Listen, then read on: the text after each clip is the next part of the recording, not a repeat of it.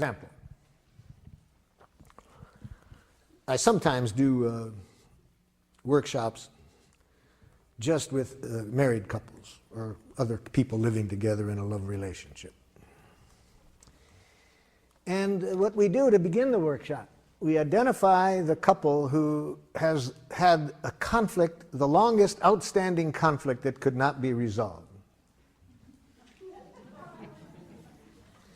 And I make a prediction, and it's right. My prediction has been accurate in maybe, I'm sure, at least 75% of the cases. But my prediction is this, that we will resolve the conflict within 20 minutes. Within 20 minutes from the point at which both parties can tell me what the other party is needing. Okay?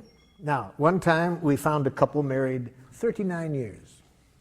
39 years had a conflict, had not been able to resolve this conflict. The wife said to me, Marshall, I can tell you right now, we're not going to be able to resolve this within 20 minutes. We have a good marriage, we communicate well, but this is just one of those things that we're different people and we just have a conflict here. Now I said, let me correct one thing. I didn't say we're going to resolve it within 20 minutes. I said within 20 minutes from the point at which you can both tell me what the other party is needing. Oh, she said, Marshall, when you've been married 39 years and you've talked about something almost every day, I can tell you we understand each other. The problem isn't that. We're just two different people in this issue. Well, I said, I've been wrong before. I can sure be wrong this time, but let's see. We'll find out within 20 minutes. So first, tell me what his needs are in this situation. He doesn't want me to spend any money. He responds immediately, that's ridiculous. 39 years of communication.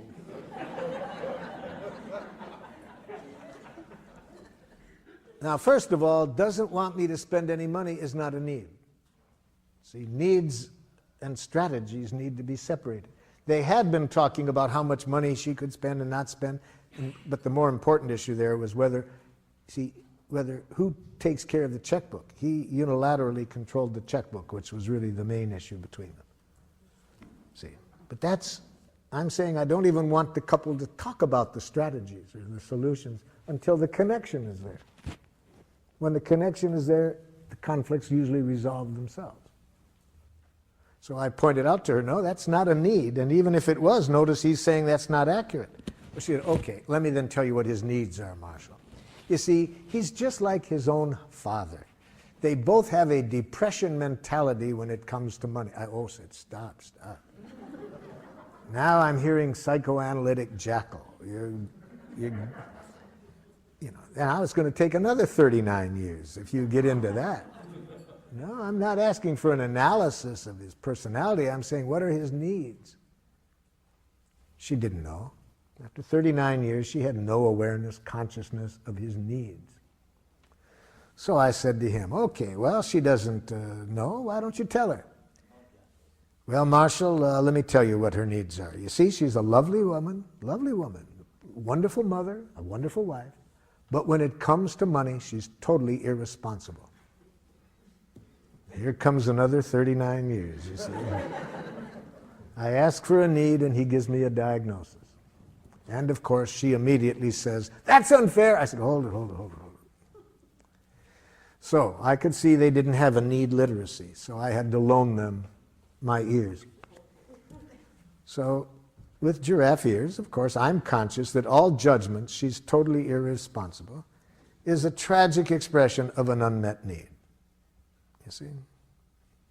So if she would have had these ears, they would have been able to resolve this in the first year of their marriage. But she didn't. She was taking it personally. So I helped them out. I said, when you say she's irresponsible, are you feeling frightened and need to be sure the family is protected economically? He said, that's exactly what I mean. Well, that wasn't what he had been saying for 39 years. But he didn't know how to say his feelings and needs. Okay, so I've got his needs identified. He was scared, wanted to protect the family economically.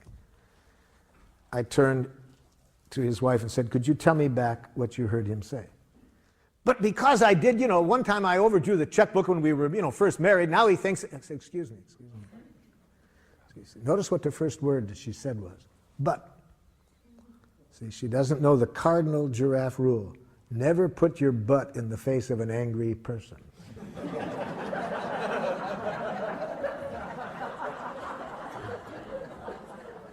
See. I said, what are his feelings and needs? But, no. What are his feelings and needs? Want me to repeat them?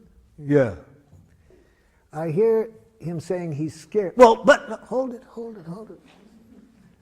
Calm down. Hear his feelings and needs. See, but after 39 years of enemy image, it's not easy for somebody to shift these images, you see.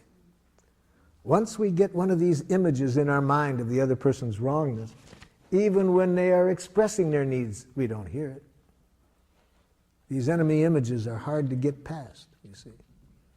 So she's been seeing him as cheap and having this depression mentality for 39 years. See? So she can't see the human being behind her image.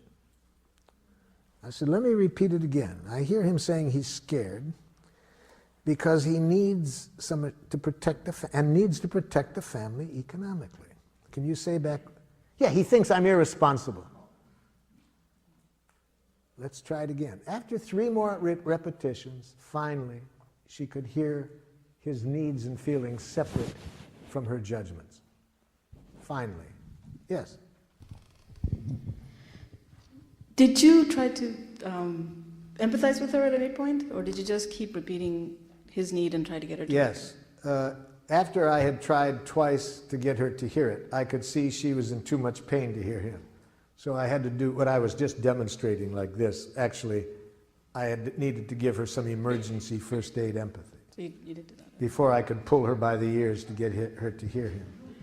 So if after I tried 2 times to pull the jackal by the ears, it's hard to do that because they keep trying to bite, then I back off. So it really hurts when you hear criticism. Yes, I mean, blah, blah, blah, blah, blah, blah. Yeah, and so you really need to be trusted. Yeah.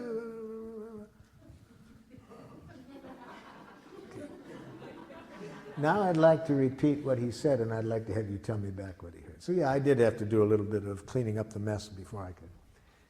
See, every image that she's heard in the past, every criticism, which she'd heard for years she was irresponsible. Now it's hard for her to hear the need that was being expressed all along behind that.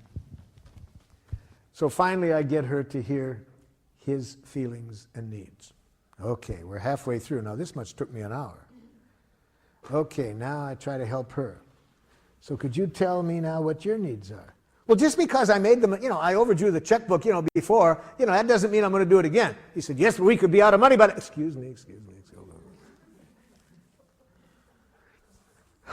So, you're really frustrated, and if I hear you correctly, you have a need for some trust that you can learn how to handle money. Yes. Okay. Husband, could you tell me back? Yeah, and we'll be out of money by then. Excuse me.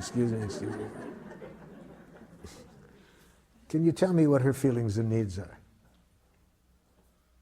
Would you like me to repeat it? Yes. Okay. About 3 more repetitions, he hears her. It didn't take 20 minutes to resolve it at that point, you see. Whenever I go into situations where there's been a lot of conflict, I don't even allow the people to talk about strategies until they're connected at the heart level. I was working with 2 tribes in northern Nigeria, one Christian tribe and one Muslim tribe. 1/4 of the population killed in 1 year. 1 out of 4 people killed. Took my colleague 6 months to get them to agree to come into a room together. During that 6 months, 60 people killed. So by the time it took us to get everybody into a room together, 60 people killed. So now it's not a husband and wife I have on opposite ends of the table, but the chiefs of 2 tribes. I start the same way I did with the husband and wife. I'd like to hear you express your needs. What needs are not being met? I'm pretty much guessing ahead of time I'm not going to get an answer to my question. Because if people had been communicating at the need level, there wouldn't have been 100 people dead. So I wasn't surprised when instead of getting an answer to my question, I got this back. These people are murderers. Well, you've been trying to dominate us. See, I ask for needs, I get back diagnoses. So just as with the husband and wife, I put my ears on and translate each statement into a need, get the other side to hear it. It wasn't easy. I had to do a lot of first aid empathy to get, because like when I got this person behind murderers was, so you are frightened of any use of violence to resolve conflict and want some agreement to resolve it in some other way? Yes, exactly. Okay. Could you say back what you heard? Then why did you kill my child? So it wasn't too easy. But anyway, it took about an hour again for me to get one need expressed, one need heard, one need expressed, one need heard. And one of the chiefs who hadn't spoken yet said to me, if we know how to communicate this way, we won't have to kill each other. See, it just took 1 hour to see that if they can just stay connected at the heart level, nobody has to die. There's plenty of resources for getting everybody's needs met. But we lose that when we get up into our head and start to analyze wrongness. Yes? But does this need understanding develop into a, well, sort of a, not necessarily a give and take, but where one person would give in to the other person's need? No compromising in Giraffe. Not necessary to compromise. Everybody's needs can get met. Nobody has to give in. Nobody has to give anything up.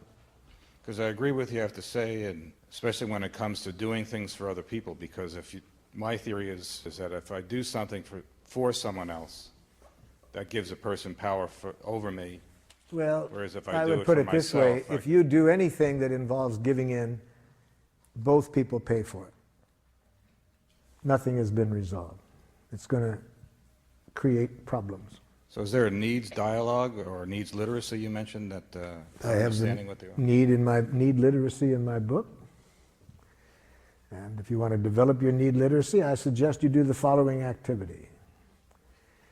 First, identify your most frequently used jackals, the ones you use the most, and next, the ones you're the most afraid of. Do it this way. First, on a list, make a list of how you talk to yourself when you're less than perfect.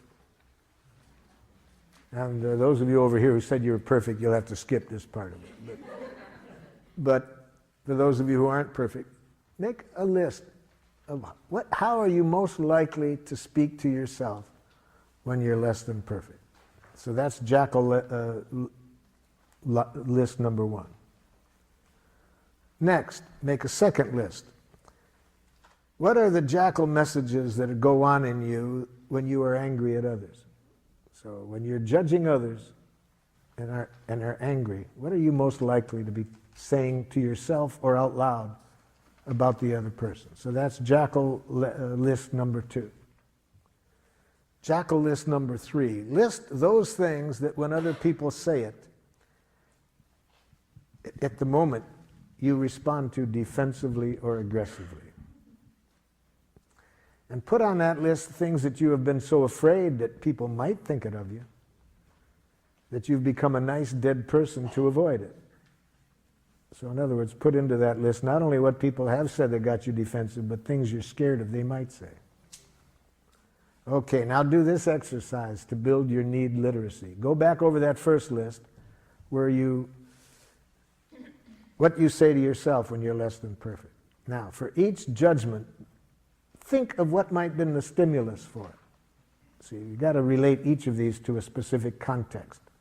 So, say to yourself, let's say the first thing is you have in your list number 1, what a dumb thing to do.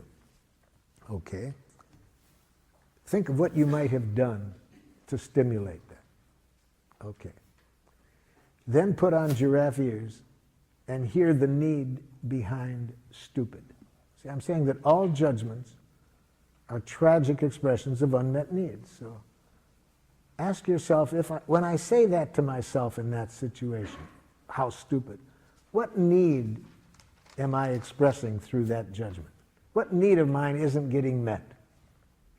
And here's where you can use the list in my book. If you can't come up with it yourself, just look through the list And your body will tell you when you're getting close. Really, because, oh yeah, that's what my need is. See, the need comes much closer to the truth than any judgment you make of yourself. So do that for every item on the list.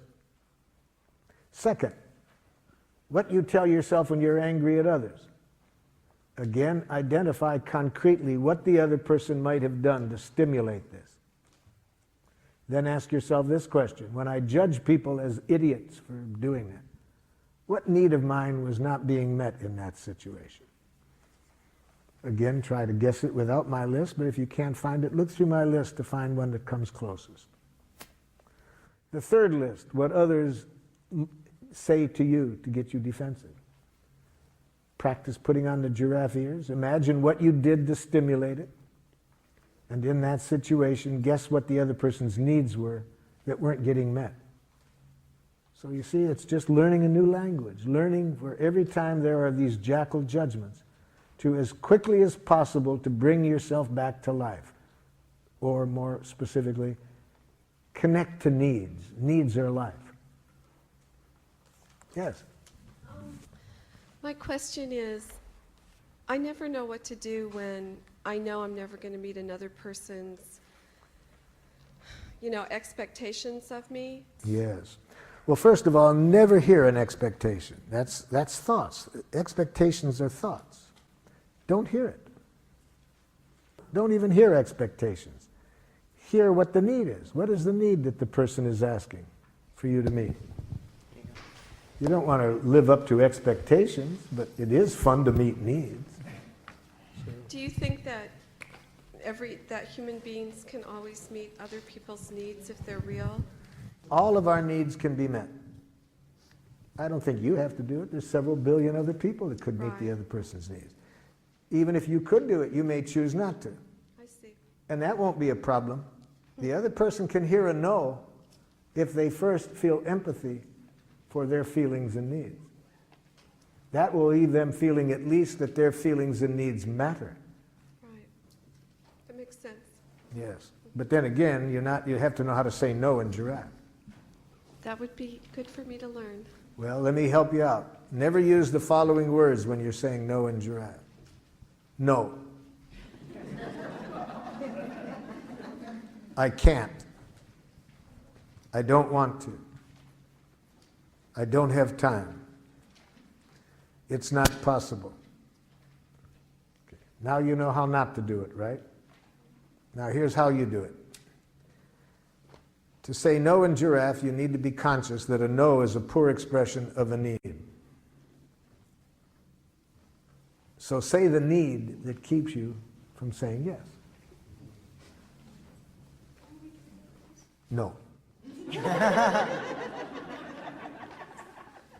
So if you had giraffe ears on just now, you wouldn't have heard me saying no.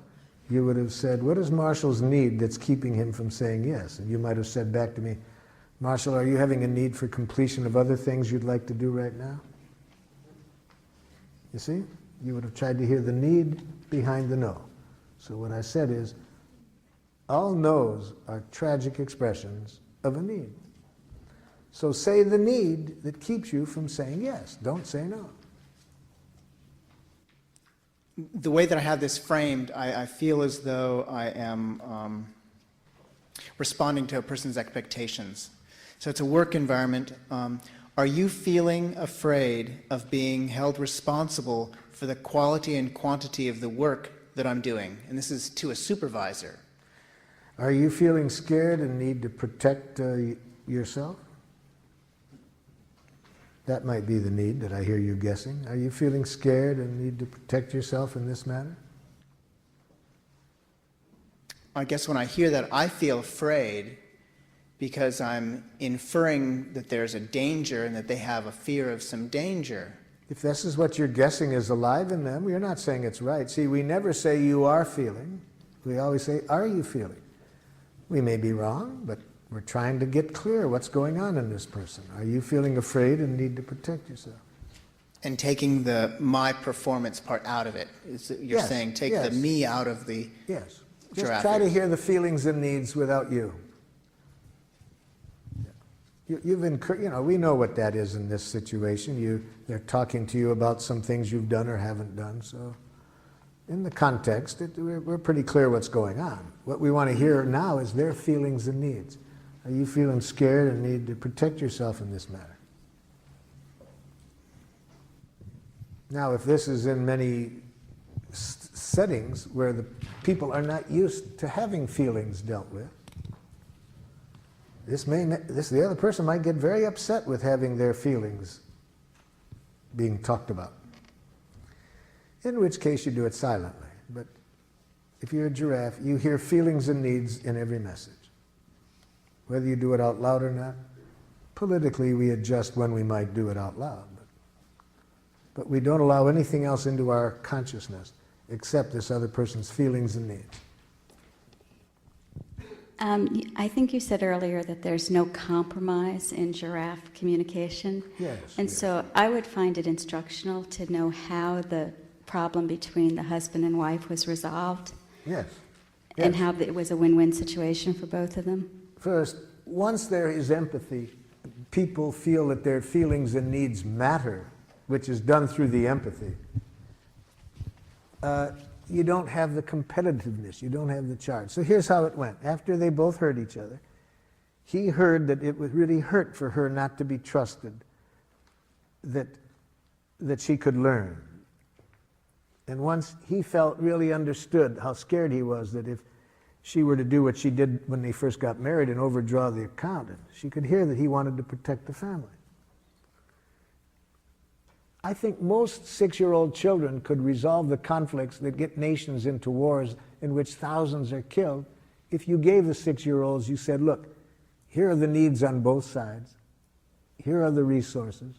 I'm confident most 6-year-olds could solve the conflict. So in this, it doesn't take a genius. What did it do? She said, I want a trial period to learn how to do it.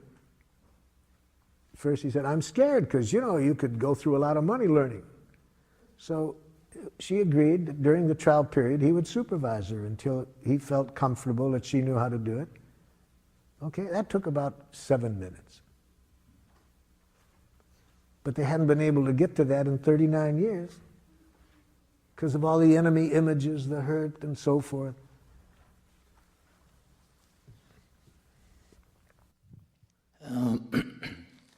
How do you deal with a situation when you have similar needs and you attempt to express them to each other and you sense as the emotions build up because of apparent competitive edge working that our mutual needs are not being heard by either of the jackals? Then you either need to get a third party to give both of them the empathy they need to hear each other. So if the two people are in pain, they don't know how to give themselves enough empathy to be able to hear the other side, then you need to get a third party to give the empathy to each of them so that they can then hear each other. And that third party should be together with these two individuals or separately? There's different ways to do that. If they're together, there's some advantages. But it could be that to give empathy to both sides separately and then help each side to hear the other side and then bring them together. Mm-hmm. Thank you.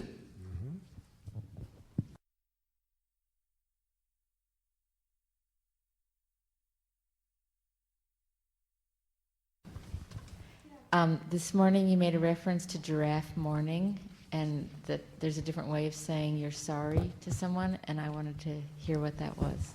Okay, let's real quick look at what I mean by giraffe mourning. Think of something you did that you wished you hadn't done. And recall as best you can how you talked to yourself when you said it, or did it, whatever you did. So, what did you do that you wished you hadn't done after you had done it? And give me a sample of what you said to yourself when you did it. You have one in mind?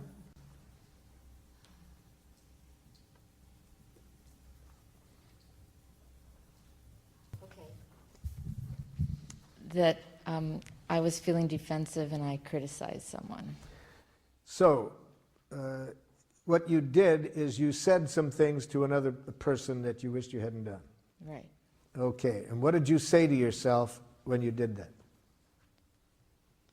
Well, usually in the moment I feel, defensive of No, myself. I want to concretely know, for this exercise, I need to know concretely what you say to yourself when you behave in a way you don't like. This is very important to answer your question about giraffe morning.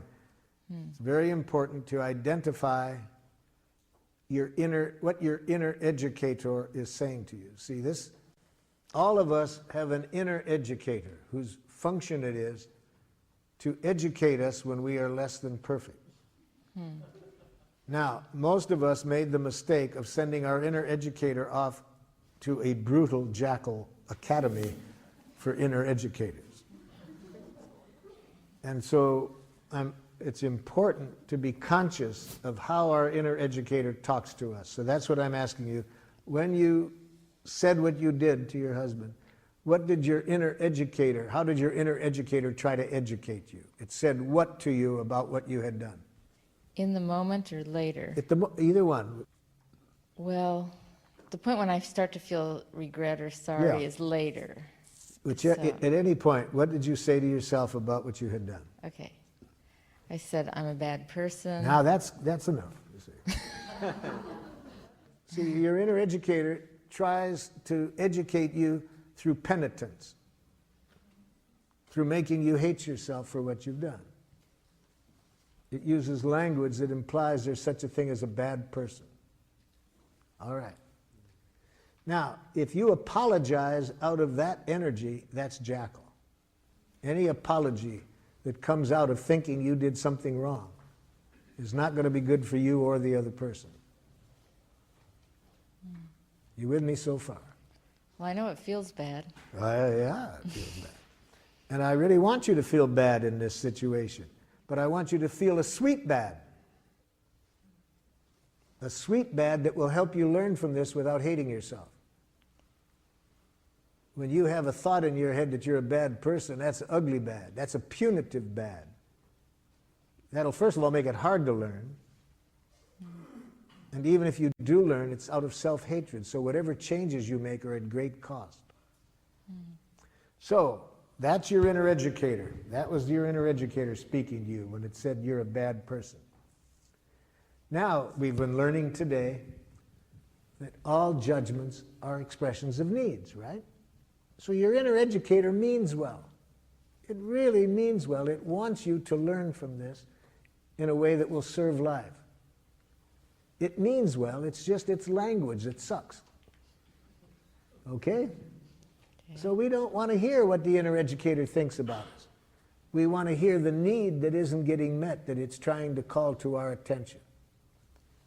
So what need is your inner educator trying to bring to your attention that you didn't meet by how you behaved?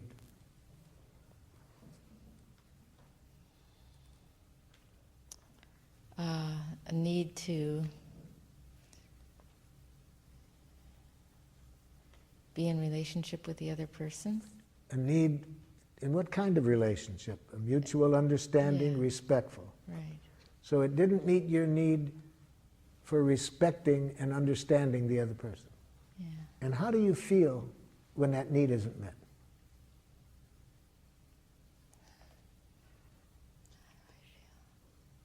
Guilty.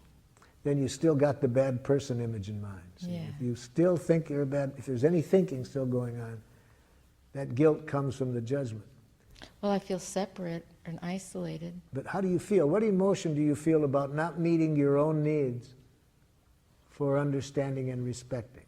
See, the guilt comes from that image of bad person, but what feeling comes from not meeting your need to respond to this person with respect and understanding? Sad. That's a sweet pain. See, that's giraffe mourning. So if you say to the person, you know, the way I talk to you, I feel really sad. It doesn't meet my need for respecting you and understanding you. You see, there's no image in there that I'm a bad person. I'm sad. I didn't meet my own need for respecting and understanding you. Check with the other person what they'd rather hear. Whether they'd rather hear the giraffe mourning or the apology that you're a bad person. Yes. I'm having a little problem trying to find the teeth in this model somehow. It seems like everything is, even though we're talking that it's on a feeling level, everything seems, the way I'm interpreting anyways, is sort of on a mental level as opposed to an emotional level. And I guess I operate a lot from my gut, and I'm trying to get down to that somehow. So I need some help with it. Basically, tell me how I would be able to use this technique in my daily life, and to make it so that it's natural. You know, it's not natural for me to operate this way. And, The first thing I would recommend to you is change the word natural to habitual. Change the word natural to habitual. I think this process is natural, more natural than the way you were trained to think. So Gandhi says it's very dangerous to mix up the words natural and habitual. He says we have been trained to be quite habitual at communicating in ways that are quite unnatural. So I can't think of a more natural way to communicate than to talk about what's alive in us.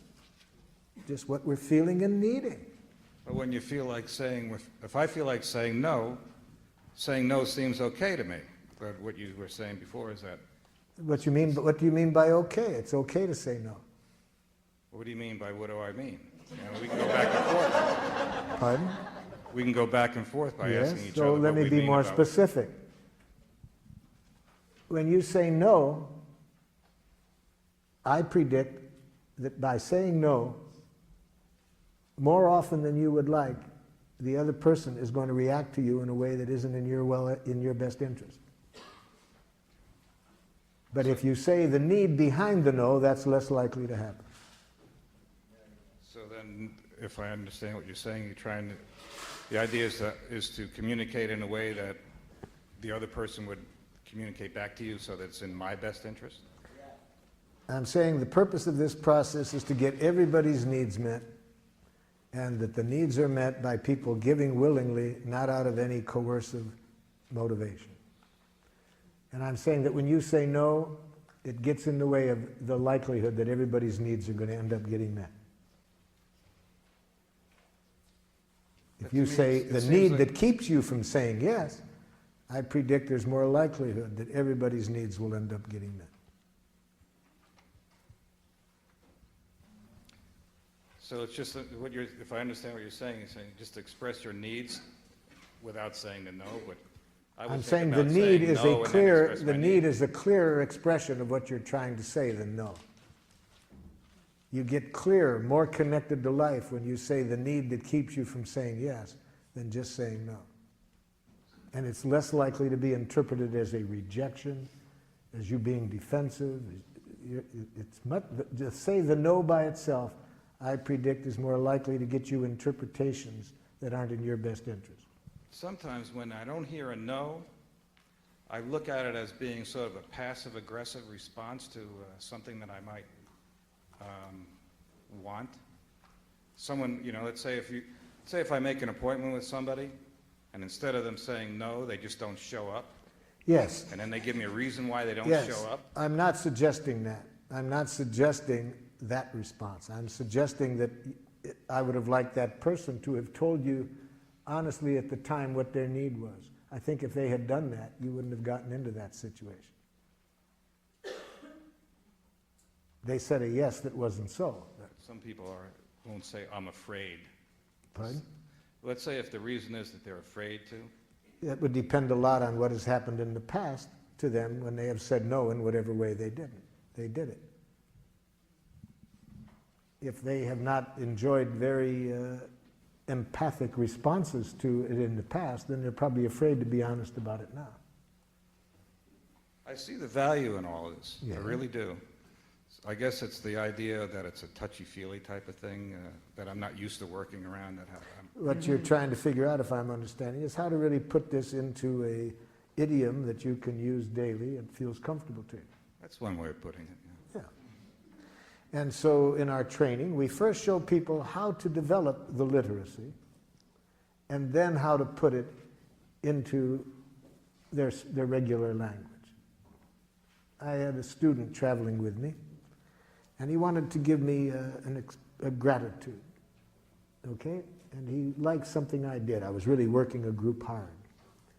And during the break, he said, "Dictator." That was Giraffe. Because he knew that I knew what he was reacting to. He knew I wouldn't hear a judgment. He knew I would guess in there what he was feeling and needing.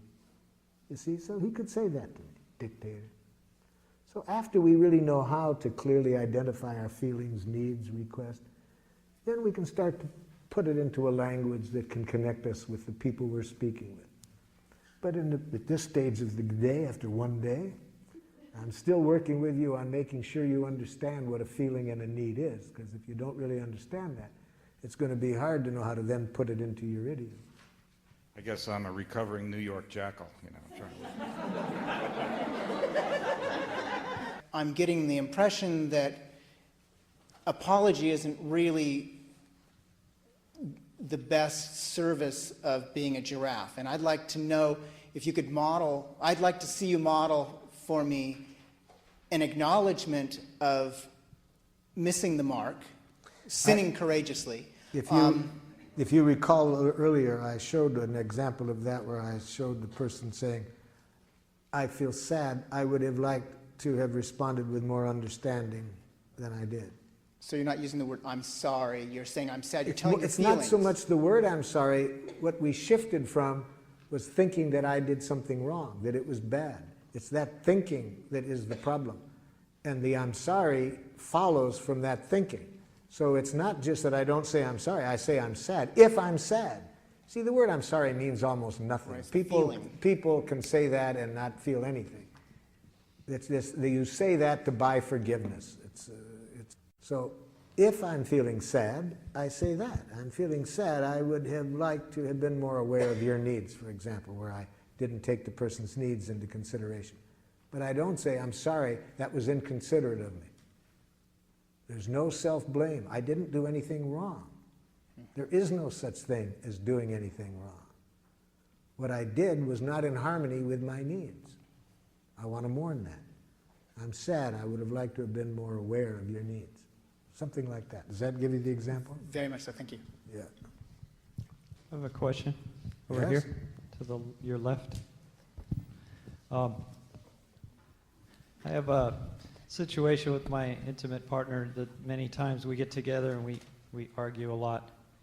And I have this need that you were saying earlier is inappropriate, that I want her to be happy. I didn't say it was inappropriate. I said it was undoable. Okay, right. That's what she keeps telling me. But If you're going to tell me to be happy, tell me the action to get there. That I can do. If you tell me an action that you predict that if I do that, I'll be happy at the end, it would be helpful. Tell me the action. Don't just tell me be happy.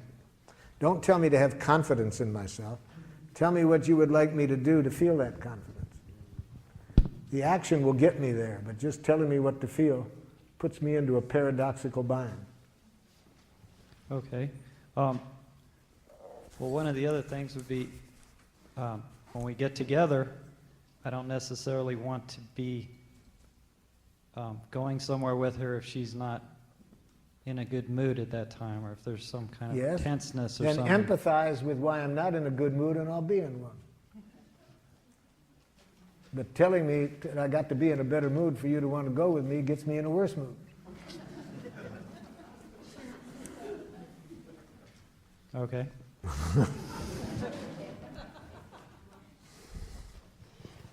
I'm wondering if there's sometimes when It's over here. It's I'm feeling some anxiety about a trip I'm planning to visit my mother soon. And we have a dynamic where she really wants to help me figure out every detail of what I'm doing during my stay, and I like to be left So alone. let me show you how to do it. And I'm afraid that if I talk to her like Yes. this, it's going to make matters much worse. Okay, then we'll teach you how, if it does, we'll show you how to enjoy it when it gets worse. Okay. But first, let me show you the first thing to do. If we want a person to consider another behavior than the one they're doing, start the communication by showing them that what they're doing is the most precious thing they could be doing.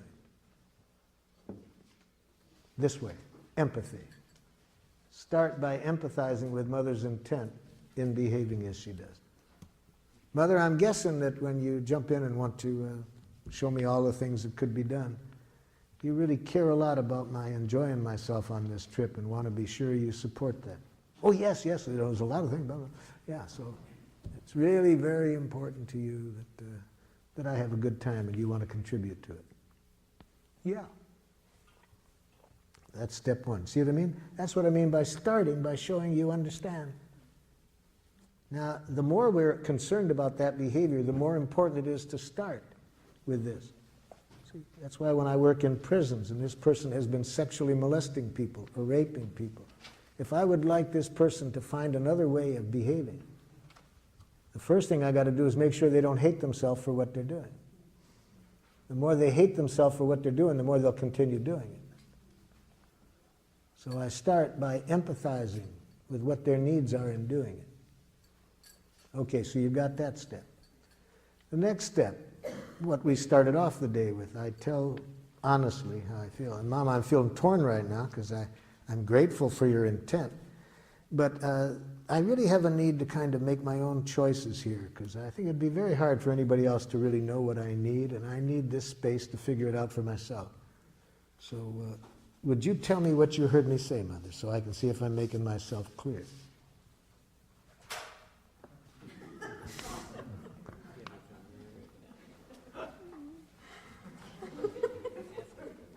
So now I know Mother didn't hear me.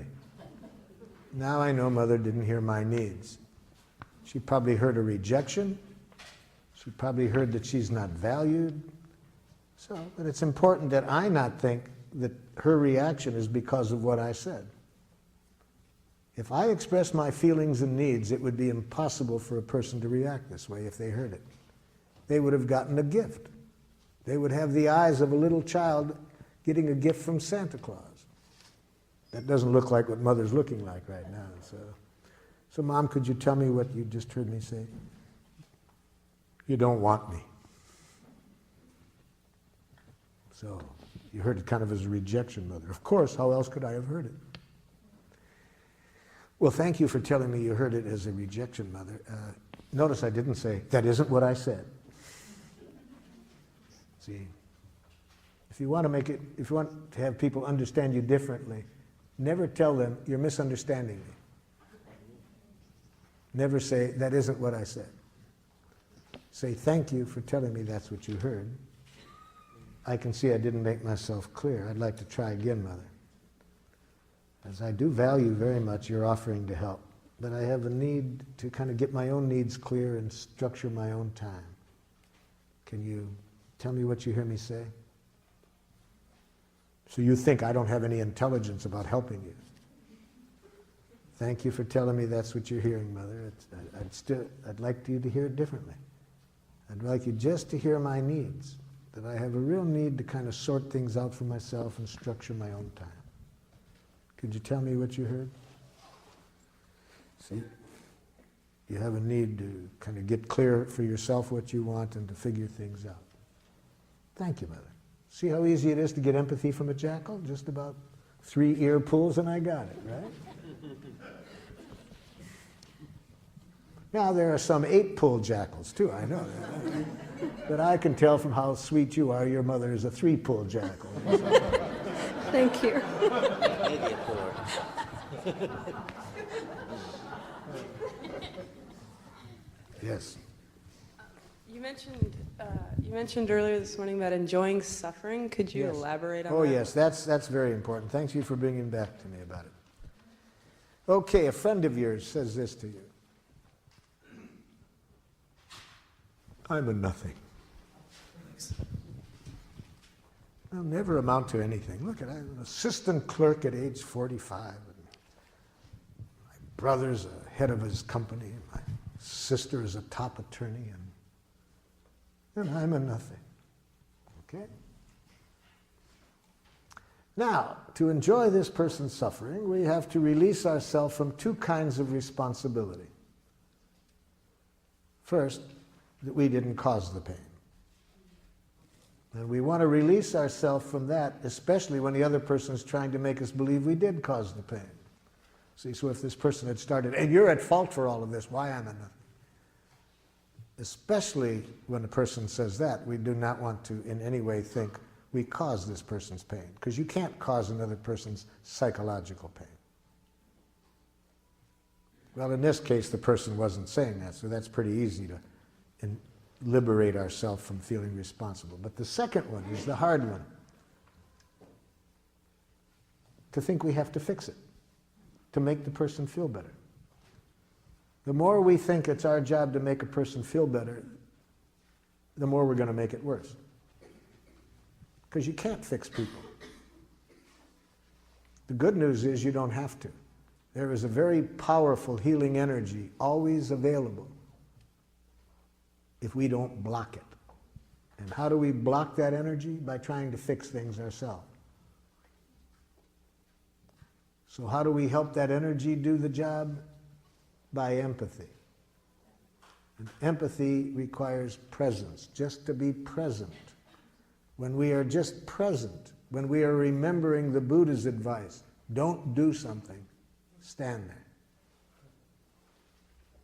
When we do that, and that energy works through us, there is a precious connection between that person and us. And that precious connection is what I mean by enjoy the pain, to enjoy that precious connection. And whether this person's feeling joy or pain, if we are present there with them, that's what I mean. But we block that beautiful energy whenever we step in and think we have to fix things. So if we say, oh, there, you'll feel better, it'll get over it, we make it worse. When we start to give advice, we make it worse. So what does that look like? So you're feeling really discouraged and really would like to have achieved more in your life at this moment than you've done. Yes, I've had every opportunity, and look at me, I've just never made use of anything, you know. Yeah, so you're really discouraged and frustrated and would really have liked to have made different use of some things than you have. Yeah. See, I'm just present, not trying to fix it. And when that happens, there's a very precious connection. That's what I mean by enjoyment. And that precious connection does the healing, not your advice, not your whatever. Yes? Can you clarify the distinction between empathizing and sort of encouraging and supporting the soap opera of, you know, somebody who is somebody who's suffering, and sometimes by being there, it's sort of a subtle encouragement as opposed to the subtle encouragement that I think you're talking about comes about when this person is talking about what happened to them for the 50th time you've heard the story. So if I'm really listening to them, I don't hear what they talk about the past, because I know that the more they talk about the past, the less healing will take place. Right. So I interrupt. But I interrupt to bring the conversation to life. They're talking about the past, and I interrupt and I say, excuse me, but it sounds like right now you're still feeling hurt because your need for respect wasn't met in that. See, because just letting them talk about the past and asking them questions about what happened about the past is to just keep the soap opera going. So I interrupt when they talk about the past, because we don't heal by talking about the past. We heal by talking about what's alive in us right now, stimulated by the past. but it's what's here now. And when I connect at that level, they won't keep talking about it. They'll heal. Last question, and then I'm going to get into the subject that I'd like to cover before the end. Yes?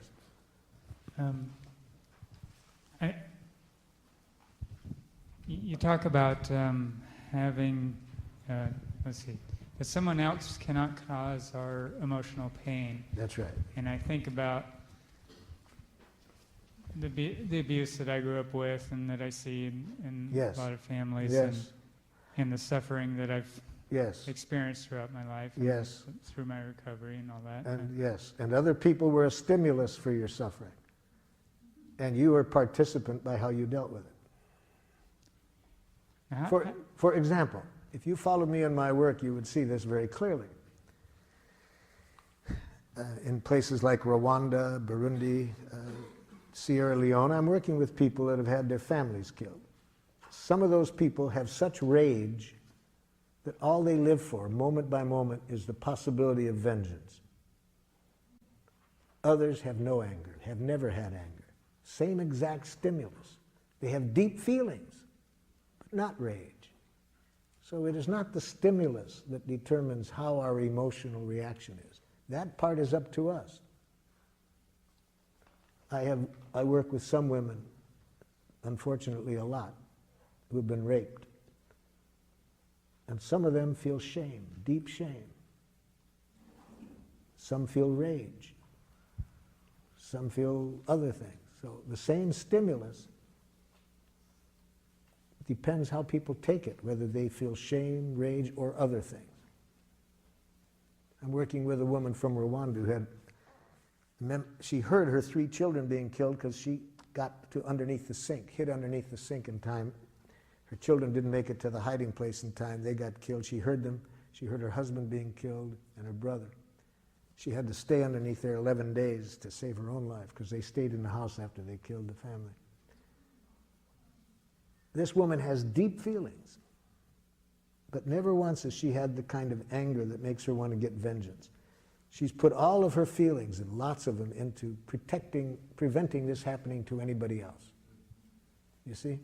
So the way she looked at it leads her to want to prevent this happening to anybody else. She came to my workshop because she wanted to know how to deal with the rage toward her from other people in her tribe who are furious with her that she won't join their efforts to kill the other people. Same stimulus, quite different reactions. Okay, so I had this stimulus, and somewhere I learned how to deal with it in the way that I had dealt with it, and I'm learning to change that now. Yes. The worst thing, of course, would be, no matter how you did choose to deal with it, is to think there was something wrong with how you chose to deal with it. I'm not wanting us to get into one way is right or wrong. I'm just saying that no matter what happens to us, the other person's responsible for what they did. I'm not saying the other person doesn't have responsibility. That's my question about accountability. That person's responsible for what they did and why they did it. We're responsible for how we deal with that.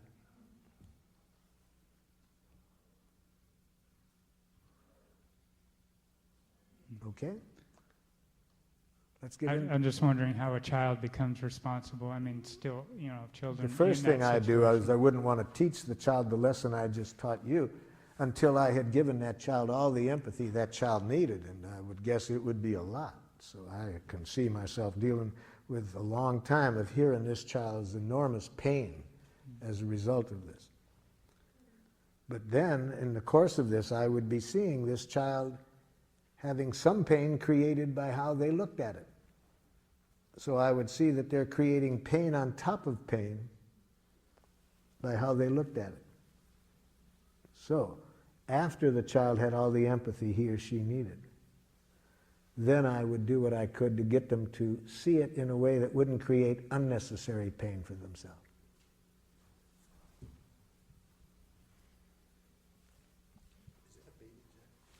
This is a baby jackal, yes. Okay, now what I'd like to do in the precious time that we have left, deal with a very important part of Giraffe, because I wouldn't want you to get the idea that nonviolent communication is solely interested in conflict resolution, because it's equally interested in celebration. How can we celebrate life? In fact, the part that I've left for 10 minutes before the end is, in some respects, the most important part, because it's where we get the fuel to stay giraffe in what's often a very jackalish world. See? So it's going to be pretty hard to make this radical transformation back to our nature in many situations unless we're getting plenty of fuel. Now, where does the fuel come from? The fuel comes from celebration. And what kind of celebration? It comes from saying thank you in giraffe. So let's see now in the last minutes how we celebrate by saying thank you in giraffe, expressing gratitude in giraffe. And first, I'd like to remind you of how jackals say thank you. You did a good job on that paper. You are a very kind person. You're a good dancer. Can you see why that's jackal? Moralistic judgments. Positive moralistic judgments are equally as violent, in my estimation, as negative ones. Namely, they reinforce the idea that the negative exists. If I say you're a kind person, I'm implying there's such a thing as an unkind person. I'm also implying that I'm the judge that knows the difference. So no more praise or compliments, okay? No more praise or compliments. Especially when you intend them as a reward. That's the ultimate dehumanization, to use thank you as a reward. To say it for the purpose of trying to reinforce something, to get the person to continue doing it. It's like sending what goes on at dog obedience school? See? Punishment and reward, see? So giving a compliment or praise for the purpose of reinforcement is giving the dog something to eat to reinforce it for something. Well, people are not for that treatment. And it destroys the beauty of thank you. When people have to wonder, is this being said out of that energy? But it works. What does jackal? Studies in management indicate that if managers praise and compliment employees daily, production goes up. Studies in school show that if teachers praise and compliment students daily, they work harder. Jackal, take another look at the research. I think you'll see that that only works for a very short time, until people see the manipulation. And then it no longer works. And it destroys the beauty of thank you, because now you cannot even trust gratitude without wondering whether it's being used as a reinforcement, as a reward. Well, what about if I want to build up the other person's self-esteem? What's wrong with that? So, Jackal, you don't see the irony of that? What? If the other person can only like themselves when you compliment them, they have no self-esteem. You've just addicted them to your rewards. That they only feel good when you say something about them. They have no self-esteem. Okay. How does a giraffe say thank you? Or gratitude? First, there's three things that are involved in a giraffe expression of gratitude that give us energy to keep being a giraffe. See, the first thing in a giraffe expression of gratitude is we bring to this other person's attention concretely what they have done that has made life more wonderful for us. See, that's what we need to do daily. We need to bring our consciousness and attention to the power that each one of us has to make life more wonderful. Each of us is a powerhouse. We have words that have the power to contribute to making people's lives more wonderful. We have touch. We can touch people in ways that can make life more wonderful. We can provide services for people. We are powerhouses. The more we remember this, we'll not get caught up in any violent games. Why would we use our energy any way other than to make life wonderful when we remember that we have this power? So that's one thing we got to make clear in our expression of gratitude. Specifically what the person did, not some vague generality. For example, a woman in Geneva, Switzerland came up to me at the end of a workshop. Here's what she said to me. "You're brilliant." I said, "It doesn't help." She said, "What do you mean?" I said, "You know, ma'am, I have been called a lot of names in my life. Really, I have. Some positive and some far less than positive.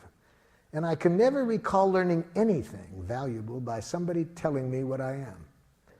I think there's zero information value in being told what you are. And great danger, you might believe it.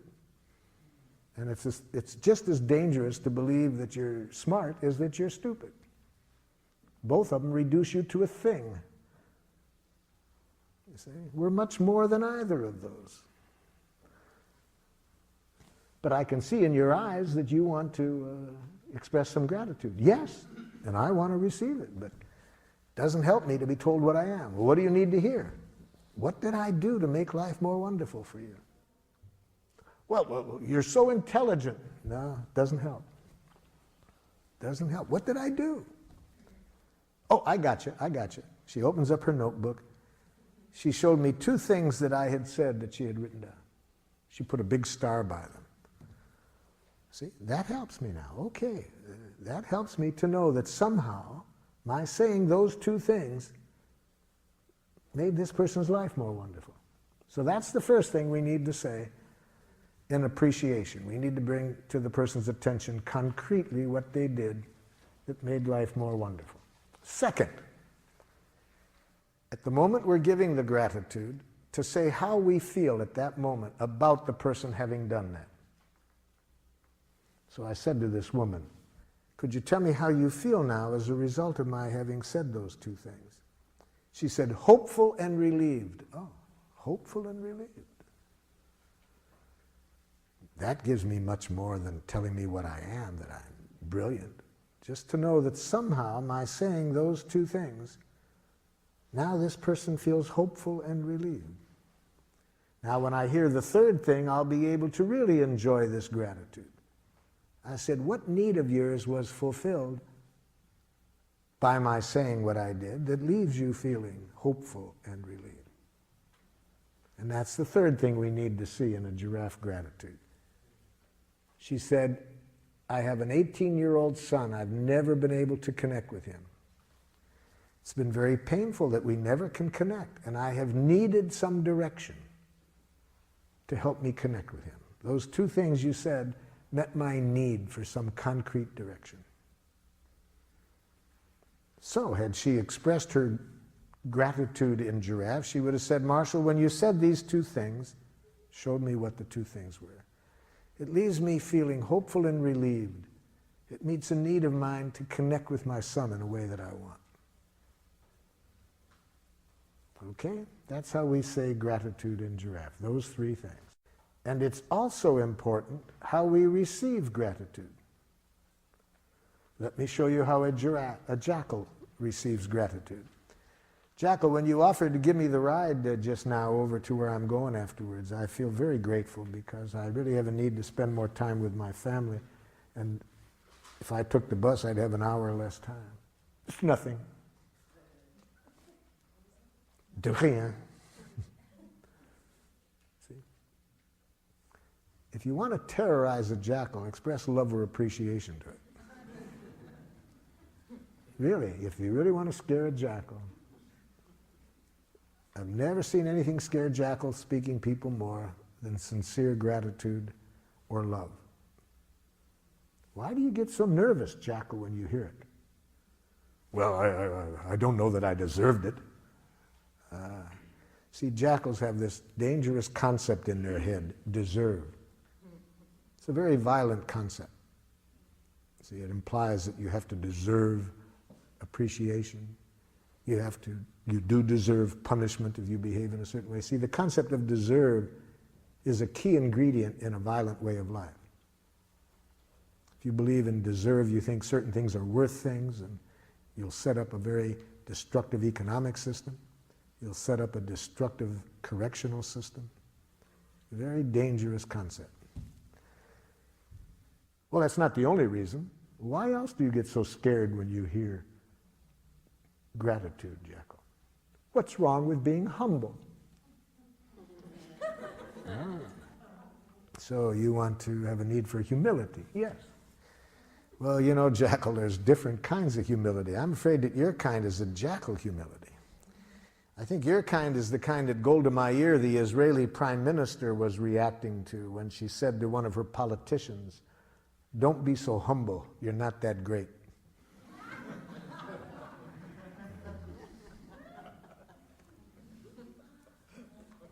But the main reason that I believe that gratitude is so scary for many of us to receive is beautifully and poetically written in the Course in Miracles, where they say it's our light, not our darkness, that scares us the most. See, having been educated in this jackal way to hate ourselves, to think there's something wrong with us, it's a big jump to really see what I was saying, that we have enormous power to make life wonderful. And there's nothing we enjoy doing more than exercising that power. That's unfortunately, a pretty big jump for us to come to, but we can come to it. So that's how we say gratitude: observation, feeling in need, same literacy. Make sure it's coming from the heart to celebrate, and never to praise, compliment, reward. So any last comments or questions before our time runs out? I'm grateful for all of your time and attention.